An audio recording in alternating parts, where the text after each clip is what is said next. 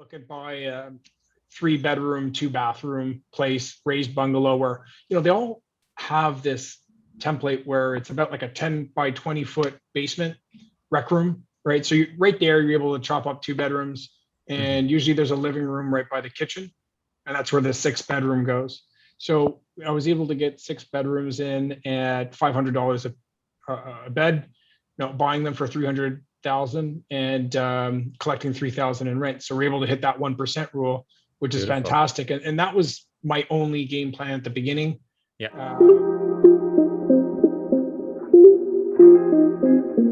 Welcome to the Golden Nuggets of Real Estate Investing, a podcast dedicated to helping you achieve financial freedom through real estate.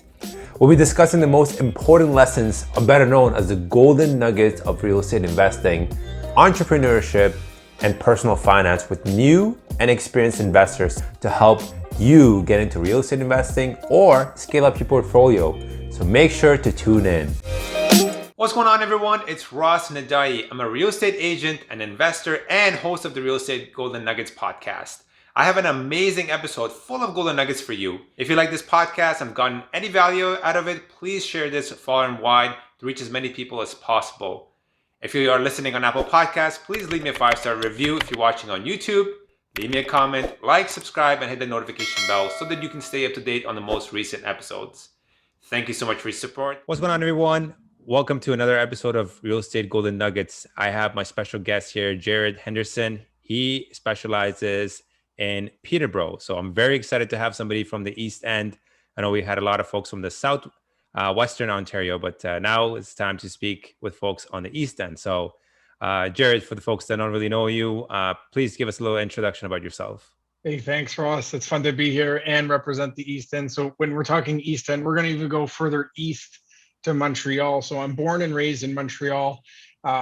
Started investing in 2012 in the Golden Horseshoe at the other end in Niagara Falls, and wound up in Peterborough after experimenting in a few different markets where, I'm using BRRRR as the main, the BRRRR process is my main strategy, where I'm buying, renovating, renting, and then refinancing, and just having a great time. And a little bit about me. Yeah, born and raised here in Montreal. Like I said, been investing for the last 8 or 9 years. I guess it's coming up onto a decade. Timing is moving at rapid speed these days. So I can't count. I'm just trying to stay busy and have fun at the same time. Just keep my head down. I'm, pretty big runner these days because there's no gyms open with COVID just now, and just exercising and working. Yeah, no, I can see that. For folks that don't follow you on Instagram, you should see the pace that Jared runs at. It's phenomenal. Like, he does 10K in like 40 minutes or 45 minutes. It's incredible. Yeah, and it's getting hot now, so it's tougher to do, but I find it a great release just to get out there. I'm lucky enough to live by a canal. So for those who know Montreal, I'm here in Lachine. It's a beautiful neighborhood if you're close by the water, and there's just tons of space to run, bike, and play, and just enjoying the summer, right? Yeah, no, definitely. Perfect. So tell us a little bit about how you got into real estate, right? I know you mentioned you started 2012, but like, what got you into that, and what were you doing prior to investing? Yeah, so in 2012, I spoke to a friend of a friend who invested in Niagara Falls, and it sounded really appealing to me because they were able to buy a condo and not have to find a tenant. At the very beginning, my biggest fear was, buying a property and not being able to fill it up with a decent tenant. And this was a condominiumization project, I think it's called, where you're converting basically apartment building to condos. They're sectioning them off, selling them off to investors like myself. And it was managed by a whole property management company that basically just sends me a property statement every month, says, here's what you get, here's your mortgage, and takes care of everything for you. So that was fine to begin with. Like, condos are an easy way of breaking into the market if the numbers work out. And they did. But what stalled things was that I couldn't really add value to these condos. And so I really just had to wait for natural turnover or forced. And it was a long waiting process from 2012 to 2016, where I eventually turned over the two condos and refinanced them to dive a little further into different markets. Yeah. Yeah. So what attracted you was, I guess, was the just the ease of maintenance, correct? Is that why you let into the condo investing in the first place? Yeah, there is a bit of the referral factor. There's trust if a friend's doing it, it's working. Hmm. Um, like we it might have been available, but I didn't have access to the social media support, all these meetups that we have these days, which is just fantastic resources for everyone and any new investor looking to break into the market, right? Yeah. It's free.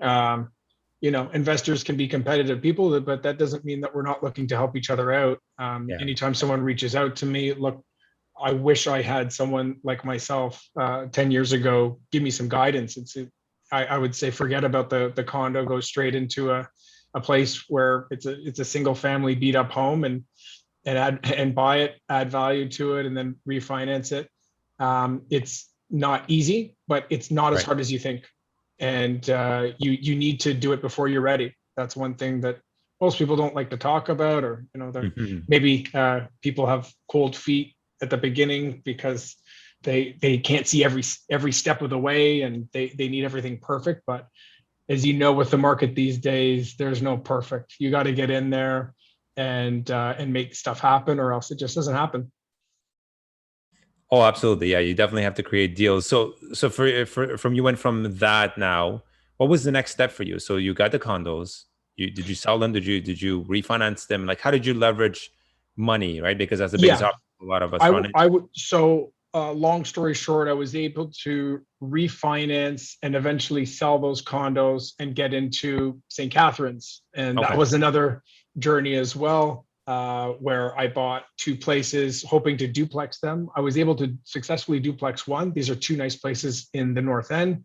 Right. And the other one I wasn't, and I had a lot of trouble on that one. And I actually have a uh, lengthy Instagram post on it, all the challenges that I faced. But it actually started before I even, or the day one when I closed on the property, because it was listed by my broker, or by the selling broker, as R2 zoned. That Right. means that I can put a full basement suite in and use all the square footage. And that wasn't true. It was zoned R1. So we find out after the fact. It's not worth pursuing any lawsuit, and I wasn't interested in that.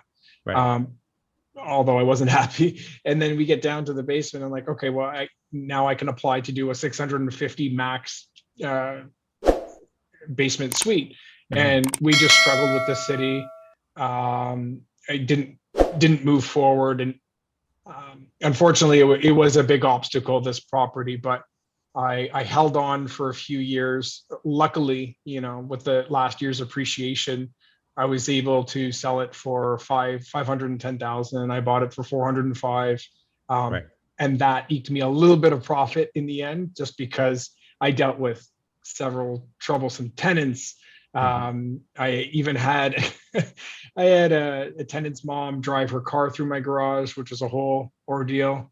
Yeah, Oh my God. it was a big insurance claim, and just some difficult tenants to manage throughout the whole process. So it was a challenge, but I don't regret every step. It's like now I feel I can handle every problem. All this experience really contributes to your ability to deal with that next problem. So you Hmm. don't really shy away from these problems, because a lot of these opportunities in a world where getting these deals is so challenging. It's not challenging to the ones who are willing to take on the problems and know that they might not have the solution day one, but they rely on their, themselves and their network to solve the problem and push forward. Um, but if we're going to do the loop around the Golden Horseshoe, it was Yeah. basically, Niagara Falls, a couple small houses in Hamilton, but not worth mentioning, St. Catharines, and then I finally ended up in Peterborough in 2017 to do student rentals. I, primarily, so it sounds like you're doing single family conversions. Is that correct? Or do you have multi-family properties that you own as well? Yeah, I do own some multifamily now as well. I've got a triplex in Aurelia, and I own a sixplex in Hamilton with a partner. Um, what we're all, but my main focus in Peterborough is purchasing raised bungalows and converting them to second suites. Now, I didn't start doing that in 2017. It was strictly student rentals. So I'll give you the strategy, and then we'll talk about conversions after. For sure. I'd look at buy a 3 bedroom, 2 bathroom place, raised bungalow, where they all have this template where it's about like a 10 by 20 foot basement rec room, right? So right there, you're able to chop up 2 bedrooms, and usually there's a living room right by the kitchen, and that's where the 6 bedroom goes. So I was able to get 6 bedrooms in at $500 a bed, buying them for 300,000 and collecting 3,000 in rent. So we're able to hit that 1% rule, which is Beautiful. fantastic. And that was my only game plan at the beginning. Yeah. That I could focus on, because a couple of reasons. These second suites, I don't think were legally permitted at that point. It took a few years. I believe they started in 2019, but even then the market hadn't appreciated to where it is now. So the numbers didn't quite make sense. Like, why not keep it as a student rental, right? You're making great revenue. Why invest $80,000 to $100,000 if you're going to collect the same revenue? Now rents have been jacked up, values have been jacked up. So it's been a strong opportunity, particularly during COVID, where renting to students is a challenge to create that second suite, refinance, and buy the next property. And I really started taking off in terms of accelerating that BRRRR strategy just this last year. Perfect. And then you buying these student rentals where exactly? Was these in Hamilton, or were they in Peterborough? They're all in Peterborough. Yeah. Peterborough. Okay. Yeah. It's funny you mentioned that, because even initially when I was exploring, investment opportunities, the common thing everybody was looking at was student rentals because of crazy cash flow, right? Especially since we've all been to university. Like, I was a student myself, so I remember how much I had to pay my landlord, right? And then you sit down and calculate, like, wow, he's making good money, he or she's making great money. And it's natural. So if I can tie that, why I want to get into student rentals, or at least I found comfort in. Some people were like, why would you do student rentals? Don't they just party and trash the place? Which is just not true. I mean, of course that will happen occasionally, but most people have a damaged deposit. Their parents are co-signing. You're always going to get your rent. Unless, it's rare that you don't. But if you look at where I started with Niagara Falls and then St. Catharines, I was always dealing with tenant issues. And I know I say that off the foot of dealing with student rentals, but the beauty is you're always going to have turnover, and you're always going to be able to charge market rent with student rentals.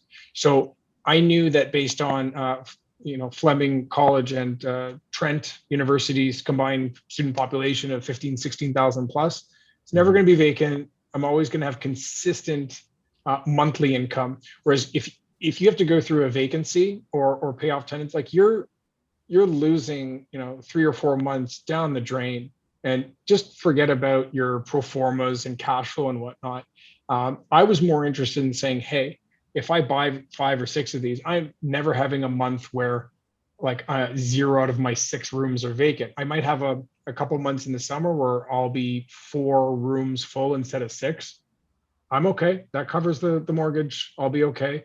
And so there was honestly that comfort of dealing with multiple tenants as a way of mitigating the risk of dealing with an eviction, dealing with troublesome tenants, which can be the case. Yeah. So do you typically rent these to a group of students? Do they know each other, or is it more of room by room cases? Like, how do you go about getting the right selection there? At first, the demand was so high that we were just putting anyone together, and people basically were forced to get along and not stir up any trouble. Most of the students, and maybe I've been lucky, they just stick to their own room. They chill. And nowadays, with the current COVID environment, people don't want to, understandably, get into a room, like a house of 7 people. Right. Recently, I bought a great property last year, but it's still not full, and the cash flow's not there because There's like 4 students there. No one wants to be the 5th or 6th student in that place. And can you imagine how welcoming that, like, those 4 students are going to be to that 5th or 6th tenant? So I understand the dynamic, and do that challenge. I'm going straight to the duplex conversion. I'm not going to waste my time humming and hawing about waiting for COVID to end or waiting for the right tenant to come along. Luckily, there's been some strong appreciation, so I can get my money out from duplex conversion. Yeah. Yeah, that's a very valid point. Yeah, it's two ways to look at it. I've seen some investors kind of tackle that on because they're like, oh, the demand is low, so then I could potentially try to make these properties ready to go. So when COVID ends, or things start to go to normal, whatever the normal may be, that they Yeah. have that market a little bit tapped, right? Versus some people are now kind of moving away from it and looking at other strategies, right? So it sounds like you're kind of looking at, what's my best return on investment, which sounds like right now it's not on the student market, it's more on the duplex conversions. Totally. And I don't plan on losing my focus. And I'm never buying right now, and I'm not. I've got no hard set rule where I believe it will never work from now on. It'll work for certain investors, but I'm not buying anything that I can't convert to a second suite in the basement. Absolutely. So tell me why duplex conversions. Sounds like what's the reason for it? What Speed. attracts you to that specific strategy? Speed. I didn't realize you can get your money out for 3 or 4 months after doing a legal conversion. For some reason, I thought, okay, you buy a property, you add some value, and then you have to wait a year or two. Maybe I wasn't talking to the right people. Maybe we had seen 5% appreciation instead of 25 this last year. That always helps. Keep going. Yeah. So what does that typical deal look like for you in Peterborough? Like, so walk me through what you look for. Let's talk about a little bit in terms of criteria, right? Sure. So what ballpark do you typically look for in terms of the right buy? Let's put it that way. And then how much renovation costs you kind of implement, and what does the ARV look like, if you don't mind you sharing that? Yeah, so definitely no problem there. The bungalows that I'm after right now, if you were to look on the MLS, they're going between 550 and 600,000. Of course, I would like the ones that are over 6, but they're too nice, they're too expensive. Right. So in terms of getting deals, right, there's a lot of equity on the buy. Now, I'm looking to buy as close to 5 or under as possible. I had a couple great deals before, a couple in the 3s, and then a few more in the 4s that I'm closing on now. But if I'm to be realistic about what the landscape is now moving forward, we're looking at late 4s, early 5s would be a deal. And I'm looking to put in about $75,000-$80,000 on the full renovation for the basement. And I'm looking for it to be worth 650 or plus after. So this is in a good neighborhood, completely redone legal suite. We're going to generate between 2,000 and 2,200 upstairs and 16 and 18 downstairs. Perfect. Yeah. And then in terms of the neighborhoods, right? I'm not too familiar with Peterborough, right? So what are some good pockets for folks interested in looking into Peterborough? What are some good areas to kind of look into, and what are good areas to stay away from? Because every neighborhood has. I'm going to make it very easy for your audience, and I really tell this to everyone else that there's no secrets, and I'm not trying to keep anyone out of the neighborhoods I'm after. If it's everything outside of downtown, it's fine. Downtown is a rougher tenant profile. You'll notice properties are a little cheaper there because it's just it's a challenging rental market. Let's call it that. In all honesty, the north end is beautiful. The west end is beautiful, close to Fleming College. The south end is just as nice as the north and the west. And there's not too much in the east end, but it's also a great part of town as well. Stay out of downtown, right? Yeah, absolutely. And then what does that look like in terms of the deals you mentioned? So are you buying majority of these deals on MLS, or are you finding off-market leads? How are you getting these deals? Now I do both. I actually work with multiple realtors. I know people might have different opinions on that, but the truth is I've developed a reputation as as being a serious buyer. I'm approaching 10 houses in Peterborough. Right. And I explained, look, if you show me a deal and the numbers make sense, I'll put the offer in with you. And the ones who show me deals get rewarded. And that's the way I work. I do have a couple that I work closely with compared to others, but I do believe that the real value in working with me is that I'll close. I'm not a tire kicker anymore. If the Right. numbers make sense, what actually makes it easy for me, and this might sound somewhat irresponsible, is you can't inspect, you can't have conditions anymore. So of course I'm going to ensure that my risk is mitigated by getting it the right price, and I'm going to try to get someone in there to make sure the foundation and the roof and the plumbing is not terrible. But Right. If I have 80% of my criteria met, I'm buying the house. And how successful has it been? Like you sourcing out off market? Yeah, well, I got one really strong deal last year where I bought a strong property for 350,000 and just appraised a couple of weeks ago for 665. Wow. So, I mean, it was a process, a long negotiation process, but not in the way that you might think. I started the negotiation in January of 2020. So we're going back a ways, right? When I'm saying the ARV is this, I mean, anyone could have bought something in 2020 and it looks fantastic now. But the truth is, when I bought it at 350, or when I negotiated that price, it might have been worth 4. And the market's done what it's done since then. It Right, just, right. you know, it's fun when you can pull out 100% of your money and then some in order to attack the next project. Oh, absolutely. That's the perfect BRRRR plus a little extra cash. For sure. And look, I don't expect that to happen every time. Yeah. Like I said, I'm okay leaving money into the property. It's still a good investment, and it shouldn't. I've heard a lot of experienced investors say that you should be fine leaving it in. Don't expect the full BRRRR, and they're right, because if you're trying to get that full BRRRR, you might wait 6 months and in a year, and you're delaying the process of purchasing, which is it's counterproductive. Absolutely, absolutely. Yeah. And that's the thing. You have to be comfortable with leaving some sort of money, and everybody has a different criteria, right? And again, depends on the market. So what does that look like for you? How comfortable are you leaving some money if there's like a limit that you work with? What is that? Yeah, I heard 10%, so I'm okay with that. So let's say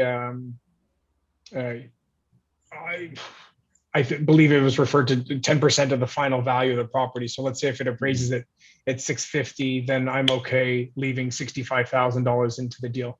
And why not? You know, Right. I put in 150 or plus to make it happen. Right. I've got cash flow. I was able to refinance and call it a loan, right? You're essentially loaning the property money. It's paying you back. I got back, let's say 70% of what I put into it. Right. And that 70%, combined with other funds, can get me my next BRRRR, right? So it's really a game of acceleration, and I guess that keeps the fire lit. Where I'm starting to see how much you can do in a shorter period of time, whereas a few years ago, my mindset was like buy one property a year or maybe 2 a year, and you'll be able to make, I don't know, you'll create something of value, whereas you can work a bit faster than that with the right team. Yeah, no, and that's a key, right? How did you find your contractors and everything in Peterborough, right? Because you kind of jumped up different markets. What's been your success in finding? Because that's the hardest thing to find. Is finding good, team members, like contractors specifically. So it's all based on referrals from investors that I trust. That's the number one way to go in my mind. You might get lucky, but it really started with working with a knowledgeable real estate investor, that real estate broker that invests in real estate themselves. Right. That's number one. But to answer your question, it's really referrals. And like I said, I created that WhatsApp group, for selfish reasons, but people are benefiting, right? You get new investors who are interested in investing in Peterborough, and Right. ask questions in the group, right? It's all over social media. There's Facebook groups, there was WhatsApp groups, there's Instagram, where you've got live everything, and there's no excuse. The answers are all out there, and the referrals are out there, and everyone's usually happy to refer someone that's done them right and treated them well and done a good job, right? We all want to win. Absolutely, absolutely. And yeah, it's the abundance mindset. And you know what? I've said this a million times, but like I noticed that in certain communities, you don't get that. The real estate community, for whatever reason, is completely different. Yeah. If you try investing in stocks or in other areas, believe me, it's not the same thing. People are not as open in terms of sharing resources and whatnot, as you'd be really surprised. Yeah, are they trying to hide the secrets? That's right. It sounds like it. If they have the secrets, then there's no reason to pay them, right? Yeah, that's right. That's right. It's one of those things, right? But Well, sorry, I like meant to real say estate is different. It's like, there's no reason to pay them once you have their secret, is what I meant to say. It's yeah, yeah, it's the zero sum scarcity mentality that yeah, I do agree with you in terms of real estate investors. 95% are open and willing to give their time, not looking at an hourly rate.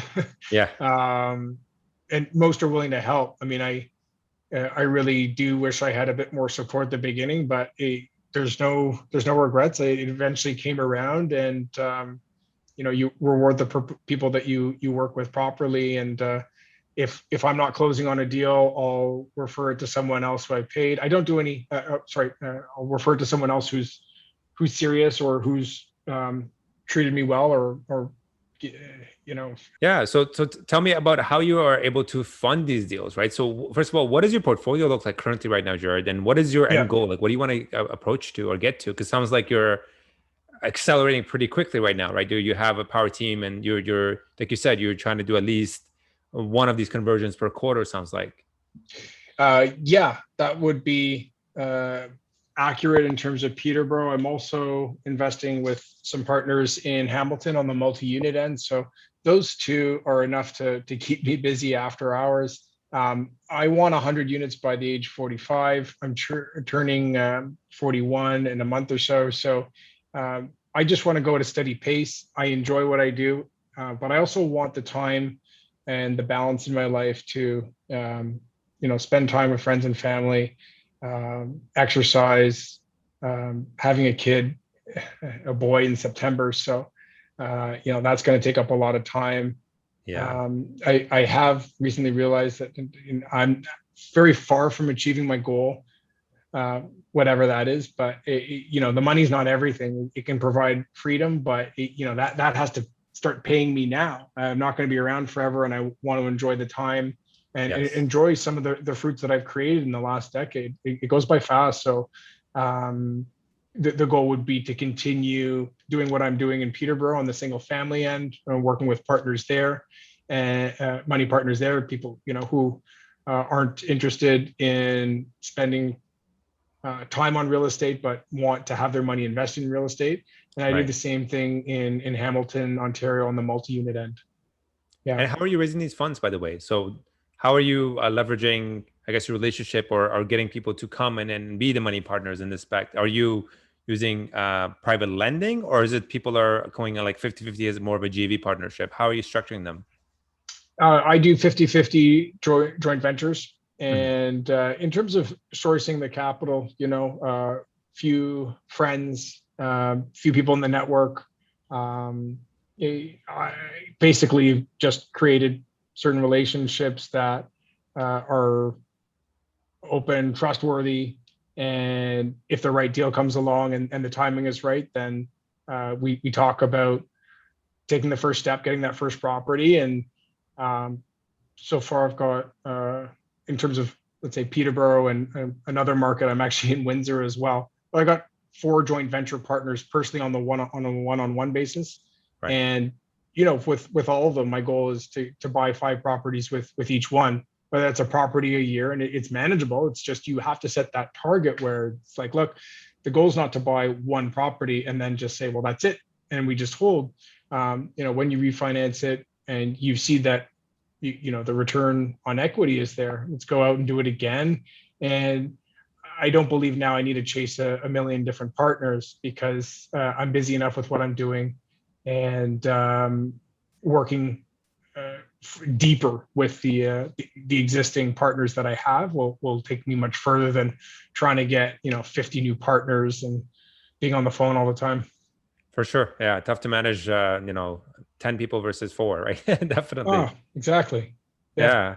Yeah. And so are you investing full time, or do you have a full-time position job as well? I've got a full-time sales job, so I'm with a company called Building Stack. It's a property software company for basically anyone with 10 units or more. We can do less, but it really starts becoming effective for investors that have 10, 20 units and up, right? Right. So at the beginning of investing, most people like to manage their own properties, and they're fine using Excel and their Gmail and managing things themselves. But what starts to happen as you increase your portfolio size from 10 to 20 units beyond is that you need a solid structure, both for advertising and communicating in between tenants and your property managers and employees, right? It's a business at that point, and as you continue to grow, you need something to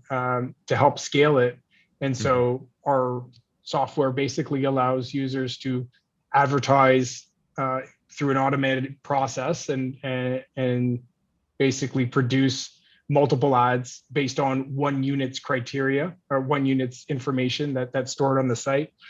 It's 100% web-based in the cloud, so clients can upload all the documents, all the pertinent information to all their buildings, the units, the tenants, and we take them along that journey from basically onboarding the right tenant and keeping them in the unit and happy through proper communication. So it's been a lot of fun, and it really intertwines with my network in Southern Ontario, where I'm at that stage now where all my property managers are using it. I use it to check up on things, and I can see how it benefits my network. So it's really a great fit. So that brings me to my other point. Since you mentioned you have investment properties pretty much all across Ontario, sounds like, are they self-managed, or you have property managers taking care of that for you? So I've got property managers in all of them, and I use Building Stack to go in and check up on the rent rolls, any tenant issues. And I was a big believer in outsourcing property management from the beginning. Don't really have a choice here, right? I'm in Montreal, I'm investing in Ontario, so I need to keep organized. And again, when you're referring to where do you find these property managers, my answer remains the same. It would be a referral from an agent or another investor in that area, right? I just briefly mentioned a property in Windsor that we picked up 6 months ago, and I got the deal from someone in my coaching group. He hooked us up with the right contractor, the right property manager. So I'm not saying it was easy, because this is a relationship that you build, right? Yes. And it wasn't as though, hey, who's got a deal? They got it. We talked about a property that fit the criteria, fit my investor's budget, and it was just a natural fit. And I'm in the position now where my goal is to outsource everything and coordinate the project. So that's how I'm able to do my 9 to 5 work as well as build a portfolio. Perfect. And then what does the rents look like for that property? So I'm getting 2,100 upstairs. And because it's brand new downstairs, 2-bedroom, we're looking at 1,800. 1,800. And these are plus utilities? No, so I'll do all inclusive. Okay. I would run all the utilities at about 500 a month, so that would combine heat, hydro, and water. Okay, so about 500 between the 2 units per month, there'd be about 500. It's not going much higher than that. It's fairly rough, but it's fairly accurate, right? It's not 300, it's not 700. Right. Okay, perfect. And then do you calculate vacancy? What are we talking about, the vacancy? Yeah, you go 5% is fine. Okay, we'll go with 5. What's the property tax on this? 3,500. About 35, So 100. still a bit under, the 1% of the purchase, or right around the 1% of the purchase price. Yeah. Property taxes aren't bad at 3,500. Right. Yeah. And insurance in Peterborough, how much you pay yearly for it? 1,200. 1,200 a year? Wow. Yeah. That's insurance is pretty low there. Yeah. Okay. And I've then got a good broker. I've got all my properties with them. So yeah. That's awesome. That's how maybe I should speak to that broker. Sure. Alan Bell. You don't know if he wants me to even mention his name because he's so flooded with business, but sorry, Alex Bell from my core. Shout out. Okay.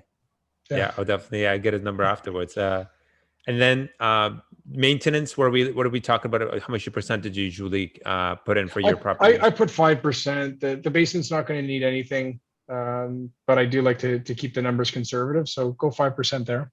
Okay. And then property management. I do a full 10% because, I'm going to include, let's say they are charging 8%. I'm going to include the snow removal, the lawn cutting. Right. So just go a flat 10% there. Okay, perfect. All right. Yeah. And then we'll just put it bothers me when investors say, well, why are you paying 10%? I pay 7%. They're not comparing apples to apples. I find they're just wasting time. Wow. And then how long did this project take you? Like how fast were you able to implement this one? Well, if you want to talk about how long it took, I mean, we're going to talk about the yellow letters that I put out, a year and a half ago, but that's the truth, right? It was a response from there. Right. And I started the negotiation in January, so 2020. So the whole process is about 18 months. Right. But from like, if we were to ask, from purchase price, nine, the renovation took a bit longer just because sourcing materials for during COVID was challenging. Yeah. But from purchase to refinance was about 8 months. Wow. Yeah, that's phenomenal. And usually, I believe you mentioned this earlier, but you will also make sure that they have the right zoning for it, right? Because you don't want to go through the zoning. Or have you had projects where you went and asked for minor variances or rezoning? There's no changing in the zoning. The city of Peterborough permits the legal use of a second suite in R1 zoning if it's approved by the city. Yeah. Okay. So you need 3 parking spots. You need the right head height in the basement. You need 5/8 resilient channel on their ceiling to separate noise and fire separation. You go through those criteria with the city, and you're good to go. But you're not just so you're clear with the audience, you're not applying to rezone the property. Right. Okay. Yeah. That's phenomenal. Yeah. Okay. So it sounds like you have a very investor friendly city there. They're fairly good with providing permits. How lenient are they also in creating a second, door or something that leads into the basement? Does it have to be pre-existing, or are they pretty harsh with that? No, I just believe you need the right clearance and the right width. So if you're creating a whole side entrance, that's something else. What I'm looking at in an upcoming project is basically you walk in through the front door and you've got the steps 4 steps going up and 6 steps going down. So creating sort of an alcove where you have 2 separate doors once you gain entry, because it's a lot cheaper to do it that way than to bust down the brick on the exterior and change the face of the building that way. Look, the city is very flexible. The building department has a really responsive team that is basically amenable to working with investors, just like many of the communities in Southern Ontario. Their intensification is a reality. We need to start creating more units. Absolutely. And I thought you were going to actually touch upon the second dwelling unit. I'm also interested in that. I'm buying, deep lots. Another great part about Peterborough is we've got lots that are 150, 175 foot deep, and the city will allow you to build a third dwelling. And now, don't quote me here, but what will likely be an amendment in the city bylaw is instead of only allowing two units, an upstairs and a downstairs, they'll allow a third detached unit, what was referred to as garden suites, or accessory dwelling units. There are several terms for it, but that's something I'm also interested in long term. So thinking far out, I'm more interested in buying larger lots because I understand the flexibility to build on existing land, right? At a certain point, I can focus on building on existing lots that I have to increase cash flow Right. versus buying the next property. I plan on doing both, but it, I've started networking with people that are starting to build these second suites, second dwelling units, Yeah. accessory dwelling units. It just depends on the municipality, and it's a great way of making cash flow, right? They cost around 200 grand. You're able to make, I don't know, 15 to $1,700 in rental income. So great numbers. Refinance your property. Keep going. Yeah. Yeah, this has been very informative, Jared. I'm just gonna lead us to the end of the segment where I ask questions to learn for the audience to learn a little bit more about you. Sure. So I know we can't really travel right now, but I mean, if you could travel anywhere in the world, where would it be and why? Oh, I want to go to Greece very badly right now. I had my heart set on it last year, and it's where I'm going as soon as the travel ban's lifted and we're free. And then, if there's one piece of advice that you can give somebody, or it's something you wish you knew when you first started off, what would it be and why? I wish I knew that those that are experiencing success in what I, in the field that I'm looking at right in front of me in real estate, it's not because they're the smartest people, but because they're taking action and they're not afraid. Yes. And that's the best advice I could give. It's not, learning the numbers isn't that difficult. Finding a property isn't that difficult. It's really having the confidence in yourself that when you do hit challenges that you can deal with them, or your network can help you get through those challenges and issues, because they do come up. But if I had told myself that I could do what they were doing, you just have to believe in yourself and just do it, Right. then I would have more properties right now. Absolutely. I love that. Yeah, definitely. It all comes down to the same thing. You gotta take action. You gotta educate yourself, but most importantly, take the action. Like, yeah, no. So this has been awesome. Thank you so much, Jared. And for folks that want to connect with you, where can they find you? Hey, thanks for having me. So on Instagram, you can reach out to Jared H55. And like I said, I'm at Building Stack. So Jared at buildingstack.com. If any of your listeners are interested in understanding the software a bit better, please reach out. Happy to show a demo and see how it could add value to their portfolio. Awesome, awesome. Well, thank you so much, Jared, for joining us. And yes, like I said, I'll have all the links in the show notes for folks that want to connect with you. And definitely, we'll have to do this again so I can learn a little bit more about the suites in the future. For sure. Thank you so much for tuning into today's episode. I hope you were able to get some great golden nuggets out of it. The kindest thing that you could do is share this podcast across all social media to help as many people as possible. If you like this podcast or have any questions, feel free to reach out to me on Instagram or YouTube. I love bouncing ideas, people, and I love talking real estate. Thanks so much. I'll see you in the next episode. Remember, financial freedom is just a few properties away.